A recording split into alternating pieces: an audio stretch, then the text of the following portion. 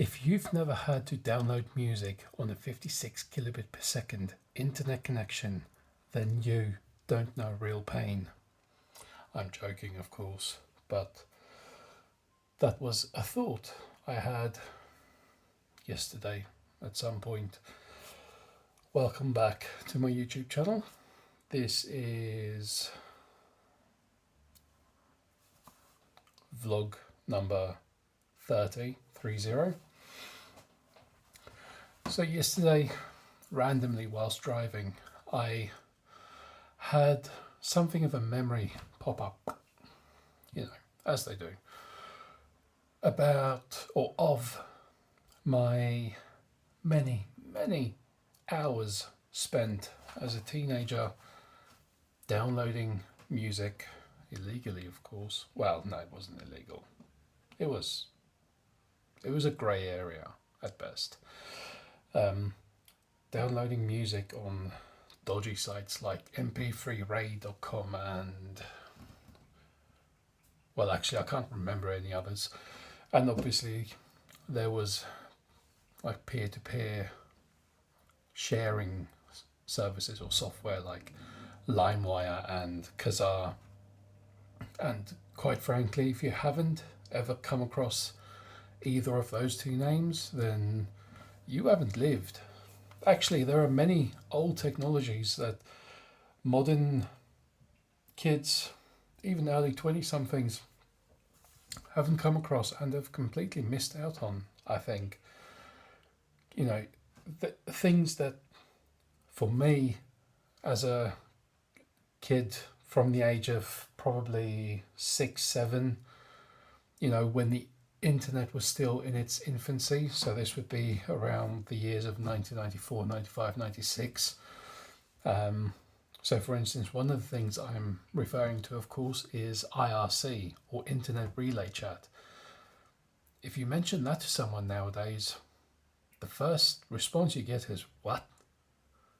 No one knows what IRC is anymore even. Internet Relay Chat was awesome. It was the one place you could go and anonymously chat to, well, quite frankly, no one knows who. You could ask questions, you could find some really useful chat rooms, you can find out information about anything. It was like the Wikipedia before Wikipedia was a thing. The information was equally questionable because it was created and crafted and put forward by random fucking strangers. So IRC was very, very good fun. Obviously, apart from information and helpful stuff, you could also obtain other things. I'm not going to mention what because, most of them were illegal as well. And, got itchy eye here. Ow. Ooh. Just caught my nail on something. Ouch, that really hurts. I digress.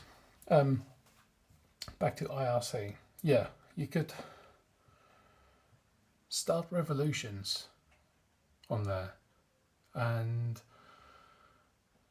yeah, a lot of time was wasted. Spent on internet relay chats. For instance, there was a thing called Microsoft Chat. Most people might say, oh, don't you mean MSN Messenger? No, I don't mean MSN Messenger. MSN Messenger was tame compared to Microsoft Chat. Although Microsoft Chat was a very reeled in, tame version of the real IRC. Now, if you've ever come across a weird, what was the logo? It looked like a Pac-Man logo, so I can't quite remember. The software was called MIRC. Now, this one had nothing to do with Microsoft, but it was an IRC internet relay chat client built for Windows, because this was before Linux or anything else was really popular. All the geeks used Windows, so IRC pretty much exclusively ran on Windows. And yeah, it was free. Well, actually, no, it wasn't free software. That's something else that just popped in my mind. You actually had to pay for it, but it was a bit like, here's another old gem, WinRAR or WinRAR, which again is not free software, but you could download and use it indefinitely and never pay for it, even though it's not free. So that makes zero sense. Anyway, so MIRC is the same kind of thing.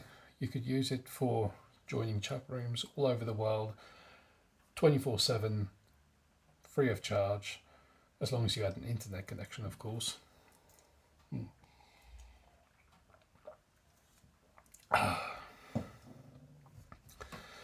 And apart from information and various download links and help that you could get on there, you could also get a lot of malicious content or intent, like dodgy website links that instantly download a virus to your computer. And if you didn't have any sort of antivirus protection going, then you could pretty much kiss goodbye to all of your personal files. I've been a victim of that particular scam on 2 occasions, I'm afraid to admit. But I think that has made me a better, more aware person of the internet today. So, yeah, the way I see it, kids, teenagers, early tweenagers have a much more shielded sort of, what's the word I'm looking for? I don't know. I'm sure there's a word, but introduction to how the internet works. Because most people nowadays interface with the internet through safe platforms like Facebook, Instagram, YouTube, Google, TikTok, and they're all very much enclosed little platforms. I say little platforms, they're fucking massive because almost everyone's on them. But yeah, compared to back, let's say, early 2000s, 2001, 2002, thereabouts, there was no social media then. I mean, it wasn't until about 2004 that the likes of MySpace and Bebo, that's an old gold mine. MySpace and Bebo was around, and even then, they were like the Wild West compared to Facebook. And GeoCities, yeah, that is probably best left unmentioned. Anyone who had a GeoCities page, yeah, you'll know what I'm talking about. You and your glittery GIFs. Yeah, fuck you. I'm joking. But no, GeoCities pages were terrible. Just a terrible idea. There was another service that was exclusively offered in the UK. Can't remember what it was called, but basically, if you had an internet connection with a certain internet service provider, then you were given like 5 megabytes of web space and a free domain, and 99% of customers didn't even know about it or use it or know how to use it. I did. And yeah, that was quickly spent putting up like bogus phishing websites. I mean like phishing website, I mean PH phishing websites, to like trick friends into entering their email passwords, then hack into their emails and use that to log into their MSN Messenger accounts and then talk to people pretending to be them and make them look like idiots and then close their accounts down. I didn't do any of that. But yeah, that's besides the point. That was me sort of paying forward some of that malicious intent that I learned on IRC channels. Actually, come to think of it, the internet relay chat era was a lot like Reddit is today, but with zero permanence. Of course, with IRC, you did have the option of logging all of your chats. So when you join a chat room, if you have logging enabled, then okay, you have a personal record of everything that's said between you joining and you leaving. Unlike Reddit, obviously once you post something, it stays there for everyone to see. Unlike IRC, which, yeah, not quite the same. You don't see any of the history. So, yeah, it's slight differences, but very much the same in that if you make a boo-boo, be it verbally or say something silly, people will berate you very quickly, just like on Reddit. So, yeah. Anyway, I think I've gone off on enough of a tangent today, just talking about old internet technologies, and yeah, I've just been so reminiscing, I suppose, or haven't been, but yesterday whilst driving, I was a bit, sort of.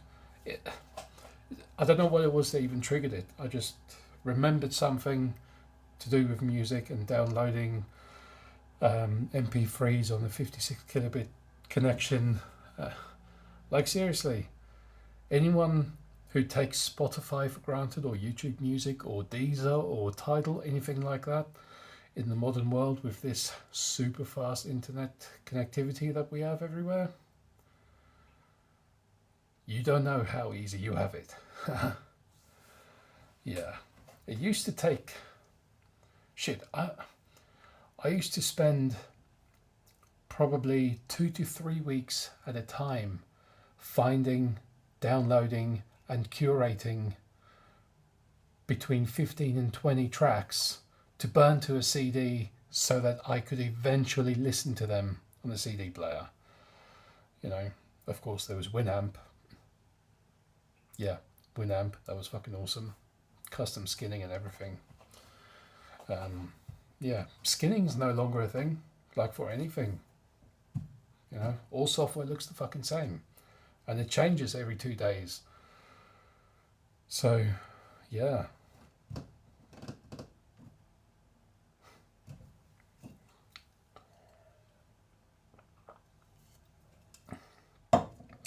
Okay, well, I think that's enough of me talking about irrelevant bullshit. The time, as you can see over my left shoulder, has just gone 11 o'clock. I'm tired as fuck. Okay, I'm going to carry on talking for a bit more here. So, in a few videos so far, I have babbled on about how I've always been a slow reader. Well, with practice, it's speeding up a lot. So this evening, in the space of an hour, I've managed to read up to page 50, like starting from front cover up to page 50 in the book. Okay, yeah, it's not a massive book, it's not massively dense, but it's nearly halfway through the entire book. The book in question is Purple Cow by Seth Godin, which is now a 21-year-old book. Yeah, the original publication was in 2002. Wow. So that ties in very well with everything I've just been talking about, because it's from that same age, and a lot of the technologies he mentions is from then. And yeah, there's no mention of social media or anything like that in that book. I imagine if he was to rewrite that book now, it would be